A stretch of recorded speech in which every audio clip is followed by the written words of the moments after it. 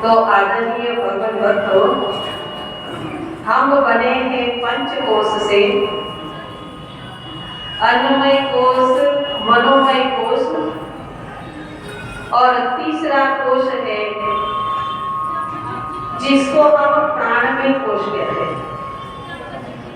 और कहा गया है कि जैसे फोन में बैटरी होती है वैसे हमारे शरीर में भी एक बैटरी होती है और उसको जो है प्राण शरीर कहते हैं। तो पहले भी मैंने कहा था कि हम जो बोलते हैं, उठते बैठते हैं, वह एक ऊर्जा उत्पन्न करती है और ये ऊर्जा हमारे प्राण शरीर में रहती है। और इसीलिए आप कई बार लोग हमको कहते हैं बाजी खाना तो बहुत अच्छा खाते हैं पर शरीर में ताकत ही नहीं है, कहते हैं कि नहीं। कई लोग कहते हैं हम तो बहुत हेल्दी खाना खाते हैं, शरीर में ताकत क्यों नहीं है? आपकी बैटरी रहती है, आपका प्राण शरीर ऊर्जावान नहीं है, इसलिए होता है। तो कहा बैटरी फ्लैट कैसे होती है, हमारे शरीर की ऊर्जा कम कैसे होती है? बहुत सारे रीजन है। उसमें से पहला कारण है हमारी नकारात्मक सोच, हमारा नकारात्मक बोलना, हमारा नकारात्मक व्यवहार करना, हमारा नकारात्मक वातावरण में रहना, हमारी अंदर की सारी एनर्जी।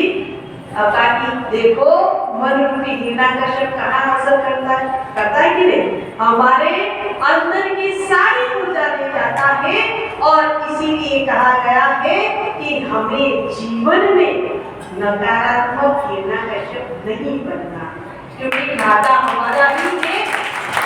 पर देखिए हमारे माता बाजी ने कहा कि जब जब हुई धर्म की हानि, बाढ़ी कदम असुर अभिमानी, और तब तब प्रभु धरि मनुज शरीरा हरि कृपा निधि सज्जन। तब तब कौन आता है? जहाँ हिरण्यकश्यप है वहाँ नरसिंह भगवान को आना पड़ता है। और आगे देखिए हमारे गुरु महाराज जी हमारे सर्व देव देव, हमारे नरसिंह भगवान भी हमारे मालिक जी है। हमारे कहते कि देखो कृष्ण भी मालिक जी है, राम भी मालिक जी है। तो हिरण्यकश्यप उठा प्राण शरीर में, वहां पर ताकत कौन, एनर्जी कौन देगा? तो कहते कि देखिए गुरु महाराज जी के चरण जो है हमारे प्राण शरीर को ऊर्जावान करते हैं। इसीलिए हर भक्त को देखो कहते कि पादुका रखने की आग्रह किया जाता है। गुरु महाराज जी की पादुका में मत्था देखने से हमारा प्राण शरीर ऊर्जावान बनता है। हमें क्या कहा गया कि गुरु महाराज जी का चरण रज लगाया। कई पद नहीं लगाते हैं, पर कहते ये चरण रज जो है हमारे प्राण शरीर को ऊर्जावान करता है। हम चरणामृत लेते हैं, देखो चरण से जुड़ी हुई जिस चीज से हम जुड़ते हैं गुरु महाराज जी के, हमें प्रहलाद बना करके रख देते हैं। तो देखो ताकि हिरण्यकश्यप अंदर, प्रहलाद भी अंदर, पर जितने गुरु महाराज जी के चरणों से जुड़े रहेंगे हमारे अंदर का प्राण शरीर कभी कमजोर होगा नहीं। और ये प्राण शरीर कमजोर नहीं होगा तो देखो कहा कि हमारा मन जो कलयुग का रूप लेता है वह हमारे सामने टिकेगा नहीं। फिर कहा कि मनोमय विज्ञानमय शरीर, विज्ञानमय शरीर के अंदर पूर्व जन्म के कर्म संस्कार होते हैं। अभी जो हम कहते हैं कि जीवन जीते जीते जिन अनुभवों को करते हैं वह सब होता है, और कहते हैं कि पढ़ाई लिखाई जो कुछ किया वह उसी में समाहित होता है। हमारा एक किताब की तरह, एक स्टोरेज की तरह होता है। पर कि हम सब क्या कहते हैं कि गुरु महाराज जी के चरणों में हम बंधन काटने के लिए जाते हैं। कर्म के बंधन करते हैं गुरु महाराज जी के चरणों में, कर्म हमारे मिट जाते हैं, पाप हमारा मिट जाता है।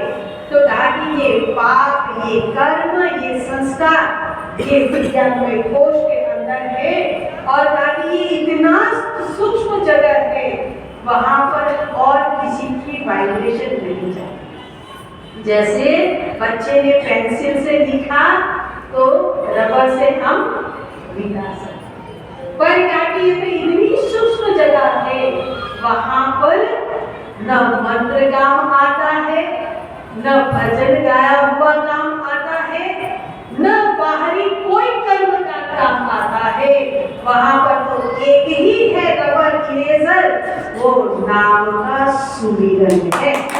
नाम का सुमिरन ऐसा सूक्ष्म है, और वही सूक्ष्म नाम सुमिरन गुरु महाराज जी का सुमिरन करो और अपने कर्मों को काट दो। क्योंकि यहाँ से तो कहते हैं कि कबीरदास महाराज जी कहते हैं कि खुले मन सोच समझ लाग गर्दनिया, कहते हैं नहीं तो ये टूट जाए तेरी गर्दन, गर्दन टूट जाएगी, पर ये गर्दन टूटे नहीं, उसके लिए गुरु महाराज जी ने नाम दिया। जितना नाम का सुमिरन करोगे उतना यहाँ से खाली होता जाएगा, दो असर पड़ेगी, उस संस्कार के प्रभाव हमारी भक्ति में नहीं आएगा और वह संस्कार का बोझ हमारे पर नहीं रहेगा।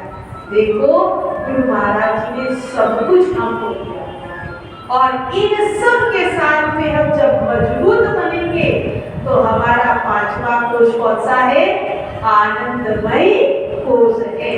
और देखो इन सबसे काफी ऊपर उठ जाओगे, उसको सुदृढ़ बनाओगे तो काफी होली खेलने का आनंद मस्ती तो हर क्षण रहेगी। आनंद आनंदमय जीवन बन जाएगा और जिस दिन वह आनंद में डूबे रहे, हम भी कहते हैं होली में डूबे रहेंगे। हमारे जन जीवन में भी रंग आ जाएंगे, हमारे जीवन में भी खुशी और मिठास आ जाएगी।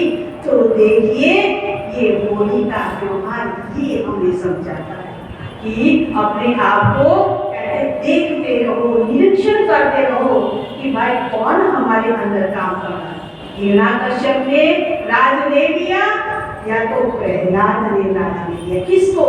और ताकि उसी के हिसाब से हमें अपने जीवन को बनाना है और तब जाकर के हर त्योहार हमारे लिए सार्थक बन जाएगा, हमारा मनुष्य जीवन सार्थक हो जाएगा।